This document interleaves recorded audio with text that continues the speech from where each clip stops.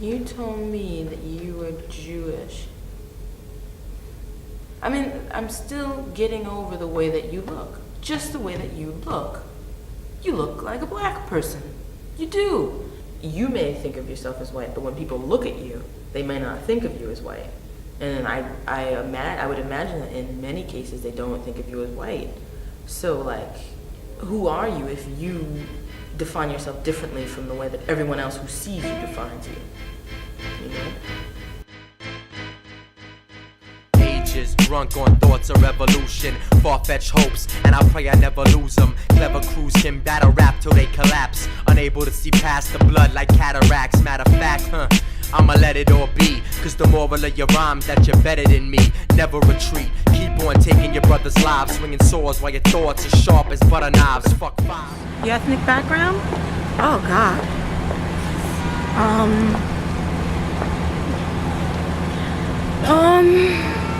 Oh, that's hard. Yeah.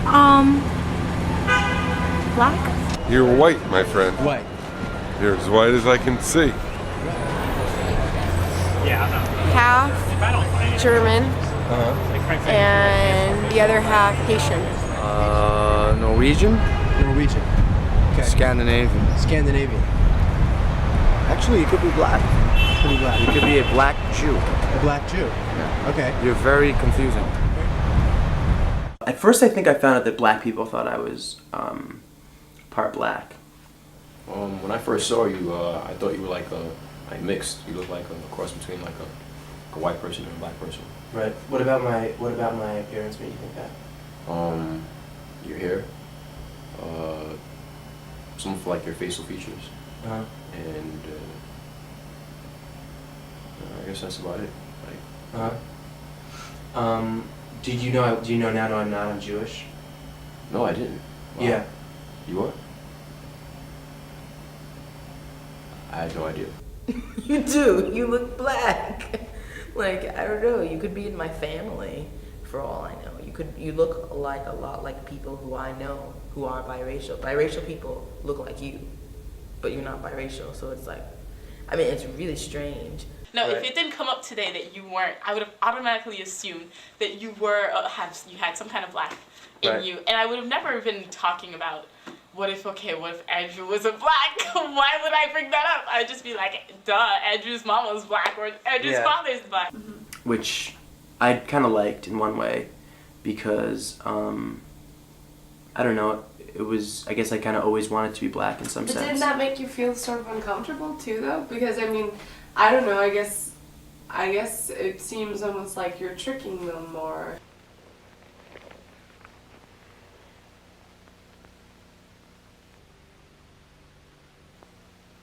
Well, how do you like that? I knew there was something phony about you. You got a lot of nerve coming into people's homes pretending you're folks.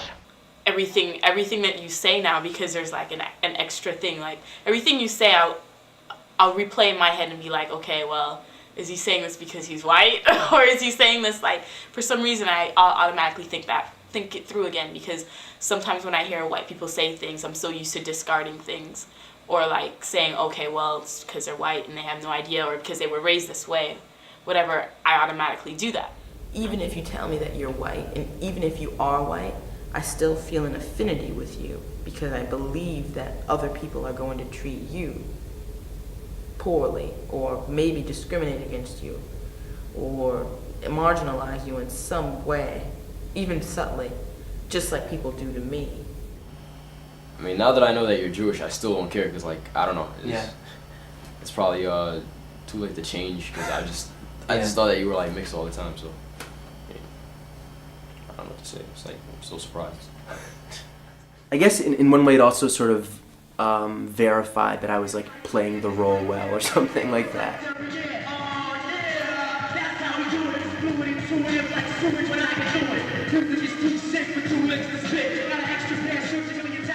I mean, at one point if you came to my room, the walls would be covered with black men.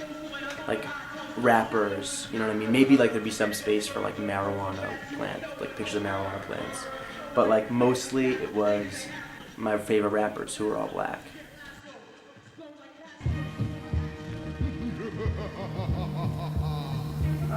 remember that from a very young age you started rapping, and you began to rap everywhere. You would rap in your bedroom, you would rap in the shower, you would rap in the kitchen, you would rap in your sleep, and you were just rapping all the time. It was quite noisy. I guess I'd say, well, you've probably got parents from two very distinctly different backgrounds. And it wasn't again until... All over his room, graffiti. All over his furniture, graffiti. That's right. Remember that? You had graffiti in your entire room, including on your bureau and on your desk and on your walls. Yeah. During our high school career, being into hip-hop was sort of what was trendy. I mean, I feel like every, whether it was the cool group, the coolest group, or the second coolest group, we were all into hip-hop, And, you had the baggy pants with the Air Force one pant leg rolled up, and you had your little pimp limp, stuff like that. To what extent really was your, fascination with black culture not even about blackness, but just about finding a place that you can relate during that time period? All them years when we weren't hanging out, you dressed and acted completely different than you do now. Yeah, but those were my ignorant days, man. See, to me, black is the dope shit, Like people that's descended from kings and queens of Africa and victimized by white devils for over 400 years, man. Yo, dog, what are you talking about?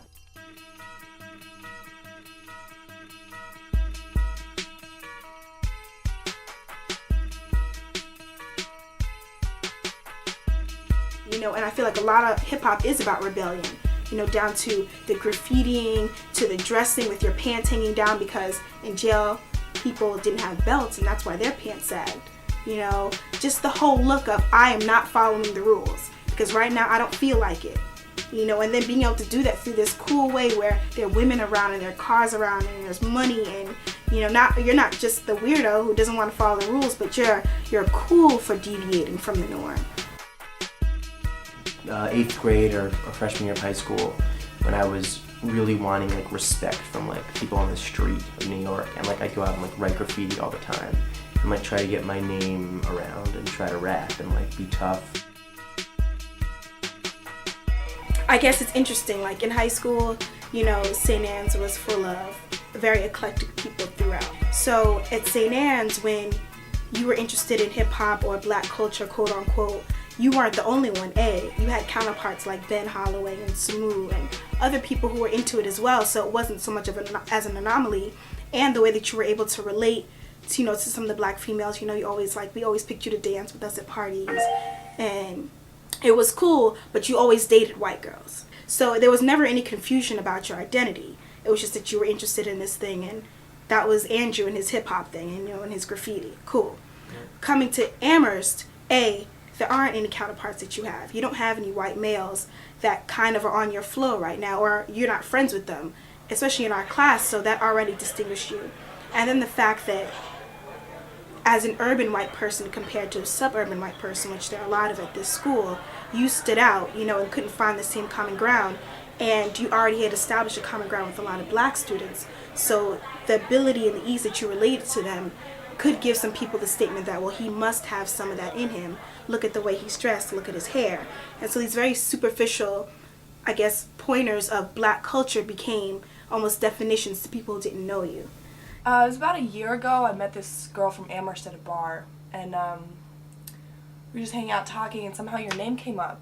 And she was trying to convince me this whole entire time that you're black, right? And I wasn't having any of it. At first I laughed, I thought she was joking, and then she was running down this sort of list of reasons why Andrew Unger is black, and one of them was your hair, being curly and a little bit nappy and so on and so forth. And the other thing was that you were a rapper and that you were really into hip-hop. And somehow this made absolute sense to her. This, made you, black and not a Jew, which is what I was telling her you were. But Mark, do you realize what this means? I mean, you're gonna have to be a black person. No shit. Yeah, but for 3 years, Mark.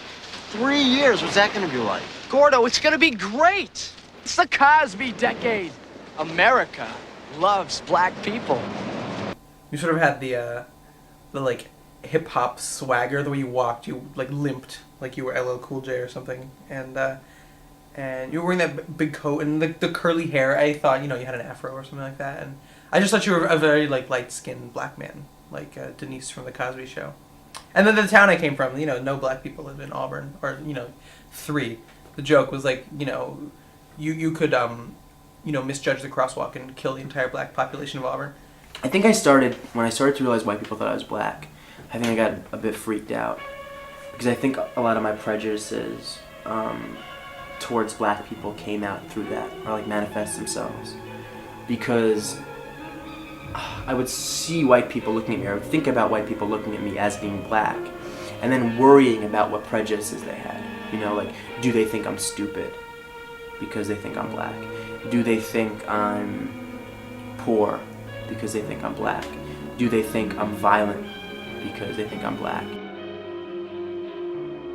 I thought it was so interesting because, I don't know, just thinking about like how differently people must have looked at you or something, or thought of you in a completely different way, I guess, in a different context. Daddy, did I tell you Mark's going to Harvard Law School on scholarship? Yes, yeah, you did. Go get my heroin and my hypodermic needle, bitch. Give me some more watermelon while you're at it. Yes, dear. White fat ass slut. What you looking at? I was more comfortable, I think. I realized as much as I wanted to be black, whatever that meant, as much as I emulated that and had black men all over my room and stuff and wanted to rap, I was more comfortable being a white person who emulated that than a black person. You know, I was more comfortable being thought of as a wigger than thought of as a nigger.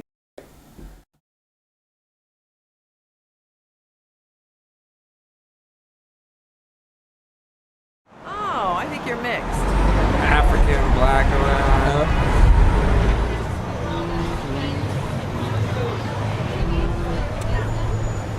some sort of blend. African-American Jew. And I'm asking you to take me back. I want to escape. I'm saying take me back to the white world. Will you take me in? If you came to the dining hall with your hair shaved and, like, you know, you're wearing the typical Amherst College outfit, which is like a polo shirt and like khaki pants, I mean, I would be frightened. I mean, I think that's like, I mean, I'm imagining that now, and I think that would be a total letdown. See, that would be the point at which I lost you, because then you would look more white, you know, just by changing the way you dress. And of course, if you got rid of your hair. If you had no hair, nobody would know that your hair was nappy, right? Nobody would be your little secret. You've learned what it feels like to be black. No, sir. Beg your pardon? I don't really know what it feels like, sir. If I didn't like it, I could always get out. And it was only sometime during college where you sort of started to let go of that and stop. Back off a little bit. But, you know, that's, I guess, growing up and, you know, becoming an adult. There's definitely more isolation between worlds, you know. And because of the isolation and the separations that are larger at college, your pants have gotten more fitted. You know, your shirts don't have any more logos across them. You don't really wear your hoodies or your hats anymore, you know. When you went to college, you started dressing in a more normal way, and you didn't wear these huge pants that didn't fit, that weren't falling down around your ankles and stuff. That was a bit of a relief.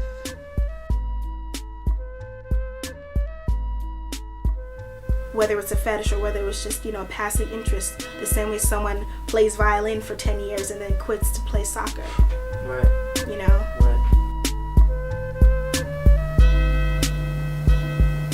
We photographed the bureau and the walls to get sort of have a record of it. And 3 of those areas are now framed in the triptych frame. You might even take a shot of that. You know, it looks nice as it is now.